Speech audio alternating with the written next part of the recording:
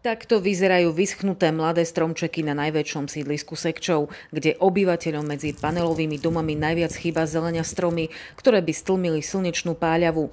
Vyschnuté stromy sú vedľa seba na viacerých uliciach, 7 len na Vyhorlackej. Nastali horúčavy, ak vysadili, nevyužili ekosystém, keď sa má sadiť, čiže nenasadili skoro ráno alebo pred jeseňou, čiže sa to nezakorenilo. V centre mesta sme napočítali na 200 metroch 5 veľkých vyschnutých stromov. Tu si je radnica na istom, že za ich uhynutím je choroba.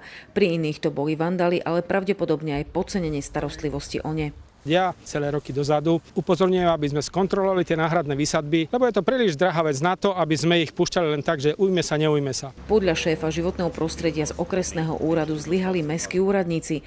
Mali dosadbu skontrolovať alebo vyzvať správcu, že si má plniť svoje povinnosti. Vidím sám aj podľa fotiek, že tie stromy vyschynajú, takže psiou povinnosťou je mesta, aby sa o to staralo. O stromy a mestskú zeleň sa v Prešove starajú dve súkromné spoločnosti. Už v lani v októbri ich radnica opakovane vyzvala, aby dali veci do poriadku.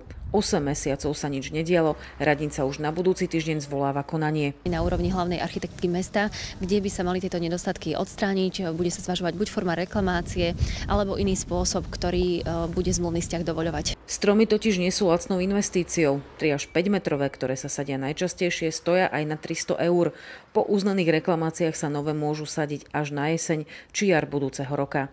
Diana Murdziková, RTVS.